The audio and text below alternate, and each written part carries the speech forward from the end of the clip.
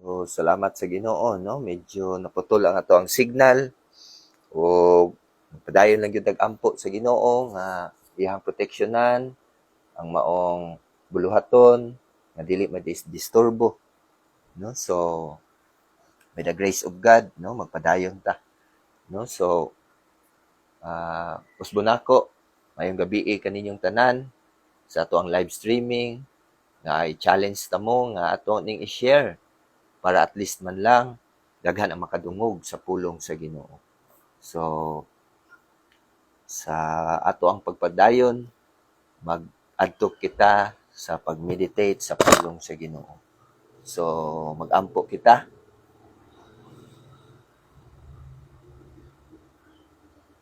Gracious Heavenly Father, Lord God, daghang salamat Ginoo karon nga gabi.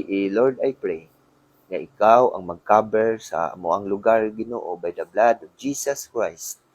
Lord, tanggala ang tanang mga babag Ginoo kinsa man ang try nga mo attack sa maong buluhaton, Lord. Maluoy ka. Ikaw Ginoo ang magpalayo Ginoo sa tanang mga babag, Lord. Maluoy ka Ginoo. Proteksyon kami pinaagi sa imong dugo. Lord, among itugyan kanimo Ginoo ang maong buluhaton. Dili ni namo makaya Ginoo sa imo amo ang kaugalingon. Tungod kay nasayo jud kami Ginoo nga kung wala ikaw wala gid mi mabuhat.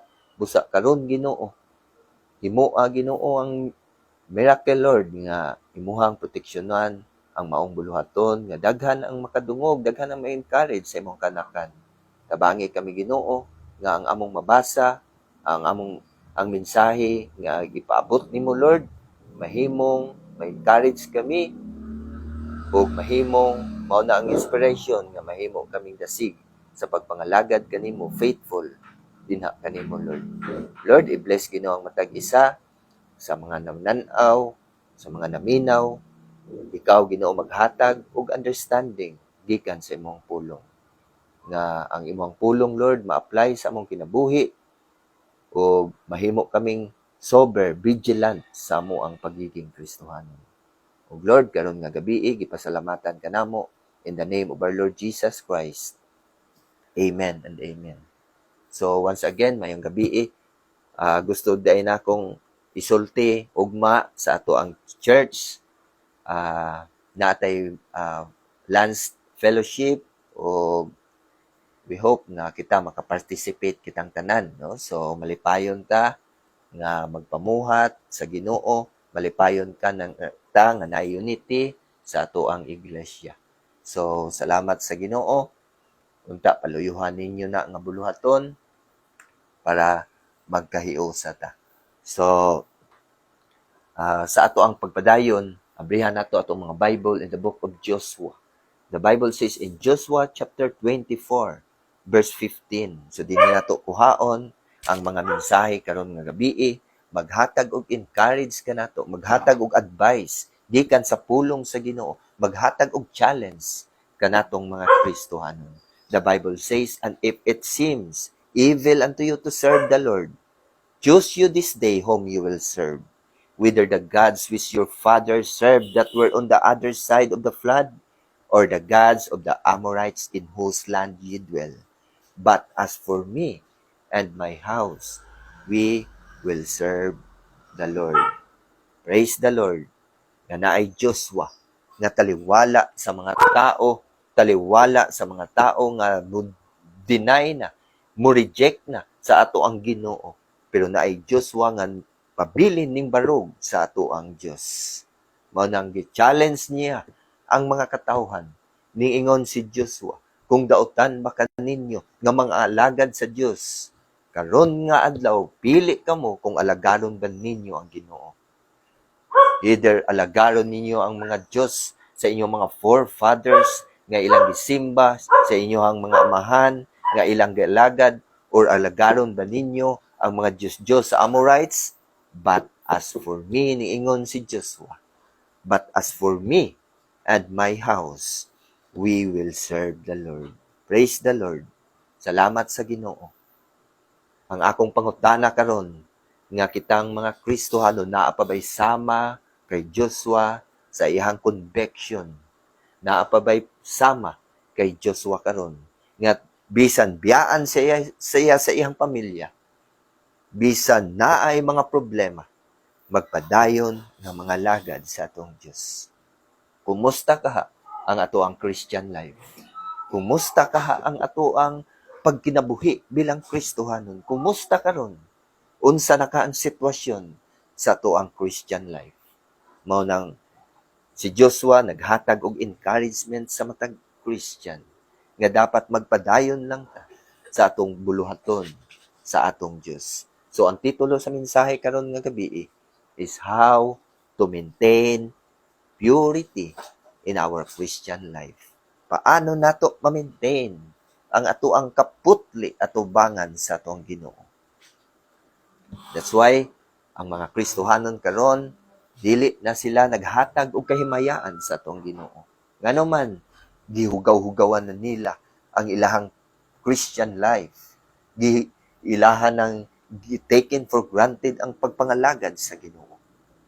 Pero ang ako ding nakita, how to maintain purity in our Christian life nga dapat nato ning buhaton is renew a right spirit. Dapat bag-uho nato ug tama nga espiritu ang ato ang kinabuhi. Tungod kay naay spirit of wickedness, moabot ang mga problema sa atong kinabuhi, ang pagdinhimo natong dinautan, mao dapat ang masulod sa atong hunahuna. Naay mga dinautan natong binuhatan nga dili uyon at ubangan sa Ginoo. Mao nang naatay mga espiritu sa kadautan. Mao nang dapat i-renew nato og tama nga espiritu sa ato ang kinabuhi. The Bible says in the book of Ephesians, ningon ang Bible sa Ephesians chapter 6. The Bible says in Ephesians chapter 6 verse 12, "For we wrestle not against flesh and blood, but against principalities, against powers, against the rulers of the darkness of this world, against spiritual wickedness in high places." Mao nang unsaon manato pag-against, pag-stand, nga kita mo barog sa kamatuoran, unsaon manato pag-battle against spiritual wickedness, nga kita mismong mga Kristohanon, dautan na og mga binuhatan, dautan na og kasing-kasing. Mao nang dili ka maka-against sa mga spiritual wickedness. Mao nang dapat natong bantayan, i-check yun nato sa tong kaugalingon, nga kitang mga Kristohanon, renew a right spirit. Dapat timan-an nato atong i-check kanunay atong kasing-kasing nga tama nga espiritu sa atong kinabuhi. Ug napoy spirit of fear nga kita mahadlok, matawag nga mga Kristohanon, naatay pagkaulaw, maulaw ta nga mobarog sa pulong sa Ginoo. Maulaw ka mga tawgon ka og Kristohanon. Spirit of fear.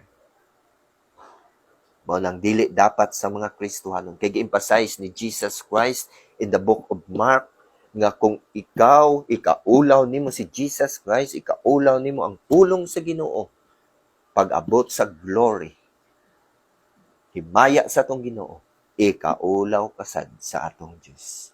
Mao nang dili nato ikaulaw nga atong Ginoo, mubarog ta sa ato ang pagtuo diha kang Kristo. Strong in faith. The Bible says in the book of Romans chapter 1 verse 16, "For I am not ashamed of the gospel of Christ." Mao na ang conviction ni Apostle Paul nga dili niya ikaulaw ang pulong sa Ginoo. "For I am not ashamed of the gospel of God." The gospel, why? Ngano man nga dili nato niya ikaulaw? Because it is the power of God unto salvation. Mao ni ang gahom sa Ginoo.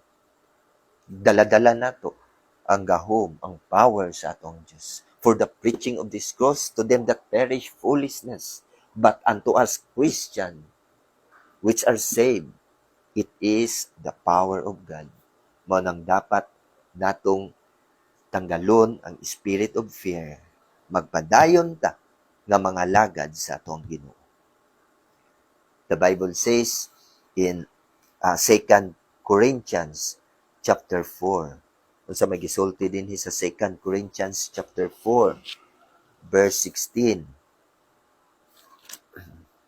The Bible says in 2 Corinthians chapter 4, verse 16, for which cause we faint not, but though our outward man perish, yet the inward man is renewed day by day. So wala tay rason nga maluya. Wala nagtudlo ang word of God nga kitang mga Kristohanon maluya. Na ay mga exemption kanatong mga Kristohanon. Ang gitudlo sa Ginoo is strong in faith. Dapat magmalig-on lang ta sa atong pagtuo sa Dios. Wala niya gi-emphasize nga pwede tang mopahulay sa pagpangalagad sa Ginoo. Dapat magpadayon ta, consistent ang ato ang pagpangalagad sa Ginoo. Tanggalon nato ang anong spirit of negative sa ato ang kinabuhi. Daghan tag mga spirit of negative. Mag-negative dayon ta sa ministry sa ato ang Ginoo. Nga wala tay makuha dinha, wala ka dili ka mga kwarta dinha. No. Ang buluhaton sa Ginoo is we serve God in spirit and in truth. Ayaw hunahuna nga ikaw makakwarta tungod kay labaw pa ang mga panalangin sa Dios kaysa mga butang kalibutan. Mo nang wala tay rason nga maluya. Mo rason ka man na ako'y busy ko sa trabaho, no? Walay rason ang Kristohanon. Dili ko makasimba og pastor tungod sa ako ang mga daghag buluhaton. Ang Bible wala gyud reason na dili ka makapangalagad sa atong Dios. Daghan tag mga espiritu nga dili tama atubangan sa Dios. Mao dang tanggalon nato kung gusto ta nga pabilin nga purity in our Christian life. Renew a right spirit. Tanggalan na ang mga spirit of proud look. Tanggalan na ang spirit of covetous. Tanggalon na nato ang spirit of laziness. Nga mga tapulan. Dalo sa ilang oras para sa Ginoo. Mga hambugero. Mao na dapat tanggalon na nato na para kung gusto ta nga ma-maintain atong pagkaputli tubangan sa Ginoo. So ang number 2 natong nakita dinhi. Ang number 2 natong nakita para ma-maintain ato ang relasyon nga maayo at tubangan sa Dios is resist all satanic movement. Dapat nimong mubarug ikaw sa mga litag ni Satanas. Daghan ang mga kalihukan ni Satanas. Dapat tang mo resist because you are strong in the faith. The Bible says in 1 Corinthians, niingon siya din we are not ignorant of Satan's devices. In 1 Timothy, in the last days, there will be doctrines of devils. Mo nang dili na ta ignorante di ay sa mga pamaagi ni Satan. Mo nang aware kita. Pero ang mga Kristohanon, bisan tuod nga nasayod sila nga pamaagi na ni Satan, pero nagpadala sila, ning undang sila, wala sila ning resist sa mga kalihukan ni Satanas. Imbes mo resist sila, ning compromise noon sa kalihukan ni Satanas. Kanunay nato ning gigamit nga verse ang 1 Peter chapter 5. Basin bunog na kayo ning nga verse sikulo para sa pagpahinumdum sa mga Kristohanon. Why Apostle Peter, we are called be sober. We are called be vigilant. Ngano man nga dapat yun nga be sober, tama, maayo ta atubangan sa Ginoo because in the book of Acts dapat stand before thy feet, no? Stand upright on thy feet. Dapat matuwid kita sa atubangan sa atoang Ginoo.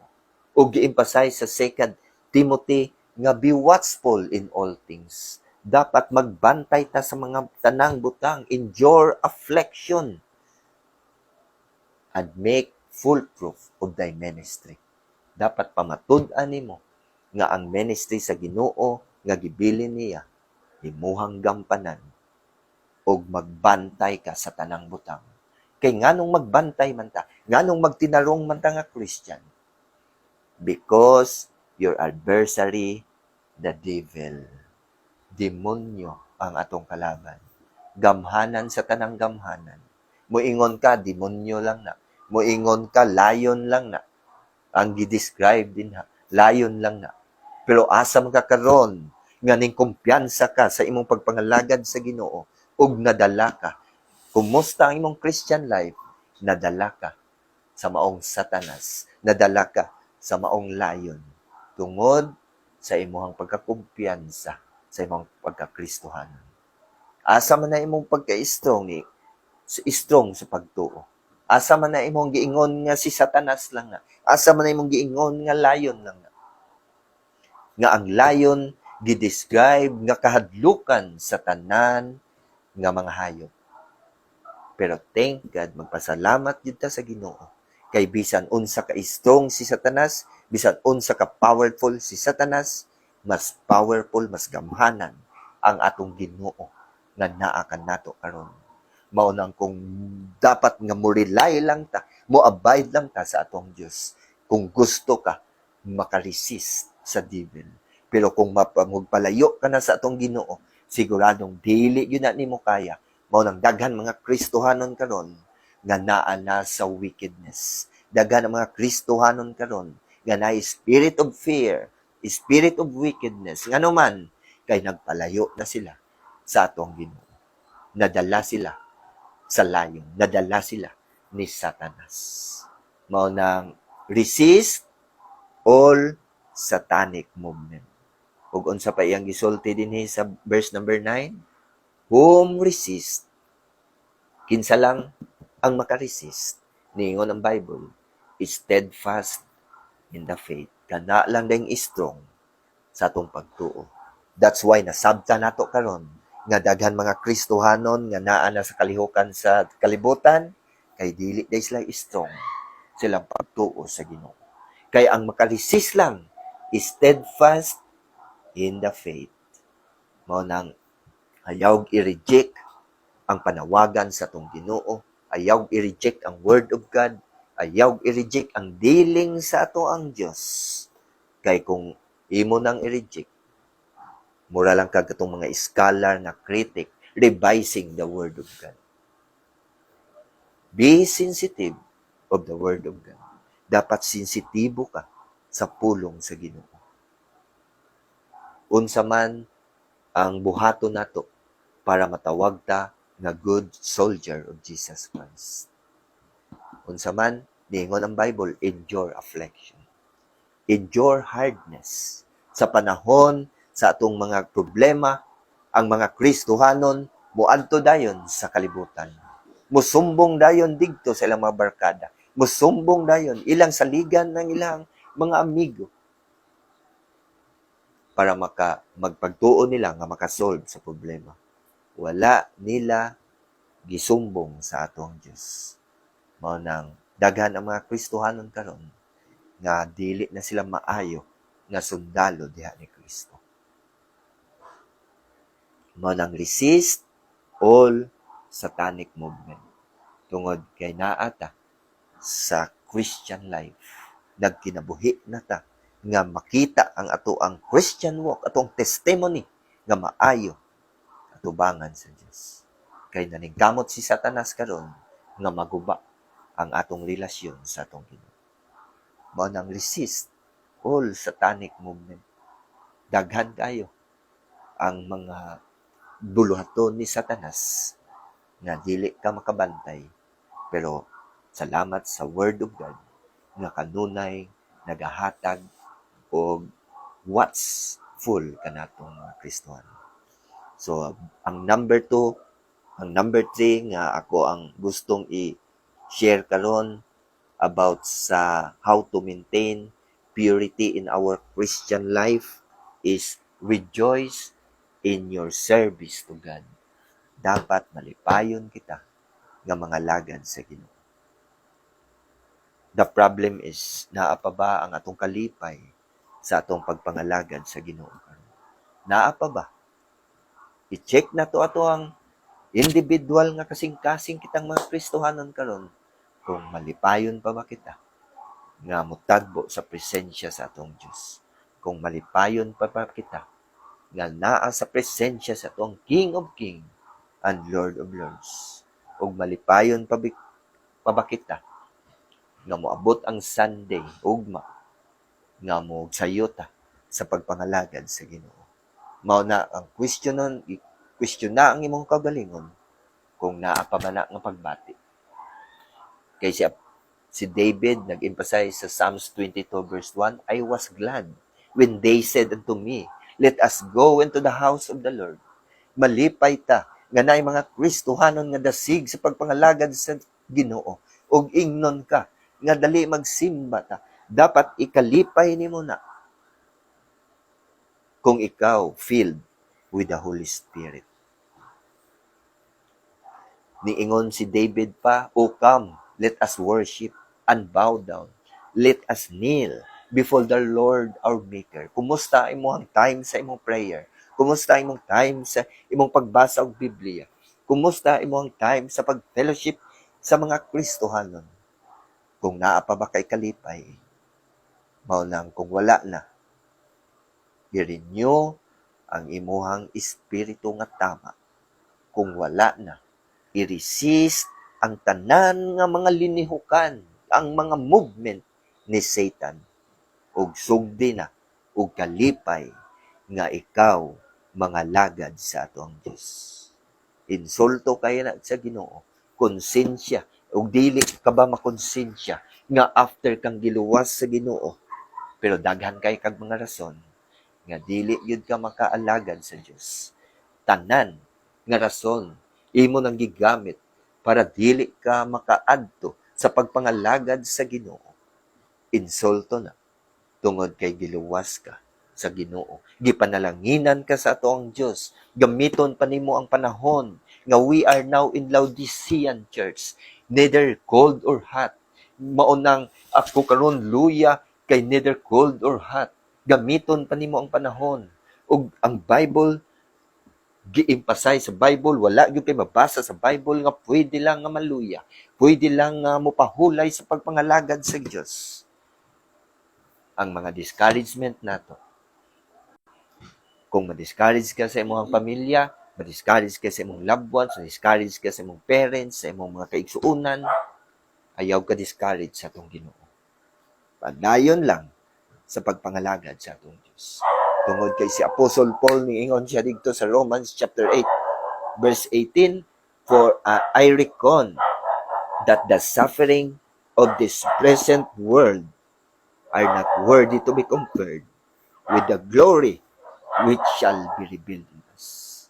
Dili makumpara ang mga panalangin dagaya sa atong Ginoo kung unsa ang iyang gi-revealed kanato. Bisan unsaon ang imong kinabuhi, dili na makakumpara sa gihatag sa Dios kanato. Ngano man nga wala nimo siya gialagad karon, mo nang i-check na to atong kagalingon nga makapadayon lang gyud ta sa pagpangalagad sa Ginoo. So may the Lord have a blessing upon the preaching of this holy word. So mag-ampo ta. Dalaygon og langit na mo ang Amahan. Salamat kay Ginoo sa paghatag nimo og maayo nga signal. Lord, salamat kaayo sa pagbugaw nimo sa mga movement ni Satan. I-bless Ginoo ang among buluhaton. I-bless Ginoo ang maong daily live. Salamat Lord nga ikaw ang nagpadayon og panalangin kanamo, not only material thing but also spiritual thing. Salamat Lord sa tanan. Ug dasiga kami og mga adlaw sa among pagsimba, pagtagbo sa imong mainiton nga presensya sa church Ginoo. Kani among gihaamong ampo in the name of our Lord Jesus Christ. Amen. So mayong gabi sa tanan, no? Melinda, gabi ka. Mayong gabi kanimo dinha kung asa mga karon naga-tan-aw. We hope nga ato yung ma-apply ang Word of God, no? Challenge sa ato ang kinabuhi. I believe na daghan tag kakulangon kitang tanan, daghan tag kakulangon sa Ginoo o tungod sa Word of God, dapat magpadayon lang ta sa pagpangalagad sa Ginoo. Si Sinonoy Ditsing, no? So maayong gabi inoy. Salamat sa Ginoo nga naagyud ang imong presensya, nagtan-aw o gasiga lang ang imong kaugalingon kauban imong pamilya sa ato ang Ginoo. No, sayod jud ta anak nga ang Ginoo lang gyud ang source sa tanan, no? So mayong gabi inoy og si Chris Gilor, mayong gabi kauban si Janet, mayong gabi kanimo dinha nga ang among pag-ampo nga imuhang negosyo mo grow para ikaw makasuporta sa buluhaton sa atong Ginoo. Nga ang imuhang negosyo dili na mahimong babag para sa buluhaton sa Dios o mag-aampo ta nga ang imuhang spiritual life, no, nakita namo nga growing, no. So salamat sa Dios. May gabi Chris, no. Leonardo Yapi, yo mayong gabi gyud og salamat sa Dios nga ang Ginoo nagapanalangin jud kanato, nagapanalangin jud sa imong pamilya, kay Chloe, og iampot sa nato sa Ginoo nga magpadayon jud iyang mga panalangin, no. So wala gyud imposible sa Ginoo, no. So ato lang yung i-check kanunay ato ang good-hearted para sa Ginoo, no. Si Janet pod, no, Gilor, may gabi kanimo Janet, no. So kung sa naa ka sa kamo na sa buhangin nagtan-aw karon, so mayong gabi no, i-share ang mong video, no, encouragement para daghan ang maka dungog sa Word of God, no. So sinining apalisok, sinining ning may gabi kauban ni Leo, mayong gabi kaninyo sa inyong pamilya. Padayon lang sa pagpangalagad sa Ginoo kay ang Ginoo nasayod kita nga siya gyud ang supplier sa tanan, no. Ug ato lang iampo sa Ginoo ang mga panalangin, no. Si Vivencio Villacrucis, no, akong papa nagatan-aw, salamat sa Dios. Ang Ginoo kanunay naghatag kanimo panalangin ug iampo nga ang ato ang kinabuhi nga magpadayon lang, no, sa pagpangalagad sa Ginoo. Na naman tay edad pero atong iampo sa Ginoo ato ang physical health, no, mao gyud na. So si Papa may gabi pa, no, si Jan saan, no, ang iyang pamilya. Salamat Pastor Jan nga padayon jud ang nga ikaw dasig sa pagpangalagad sa Ginoo. Si Ma'am Alma Florida, mayong gabi kanimo. Ma'am Alma, mayong gabi ma'am, na taliwala sa mga ato ang mga gibuhat pero naagid tay oras sa ato ang Ginoo. So gusto na kong i-follow up og sulti angkat ng Lance Fellowship ugma ato ang paggawas, no, distribution of tracts to ang house to house evangelism at magpaluyota sa ato ang buluhaton, no. Atoan na nang gitawag og responsibility kanatong mga Christian. So God bless you all. Good night sa inyo tanan.